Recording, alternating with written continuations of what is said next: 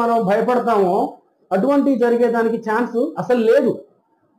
తక్కువ ఎక్కువ కాదు, అసలు లేదు. కాబట్టి ఇటువంటి భయాలకు మీకు ధైర్యం ఎప్పుడు వస్తుందంటే ఒకసారి విజిట్ చేస్తే వస్తుంది. ఒకసారి ఒక రోజు నా పాప కోసం ఒక రోజు నేను సెలవు పెట్టుకుంటాను, వెళ్తాను, చూస్తాను, తర్వాత డెసిషన్ తీసుకుంటాను అనుకోండి. ఒకసారి రండి, తీసుకెళ్తాను నేను, లేదా మన టీం తీసుకెళ్తారు. మన వాళ్ళు ఎవరో ఒకళ్ళు ఇచ్చి పంపిస్తాను, తీసుకెళ్తారు.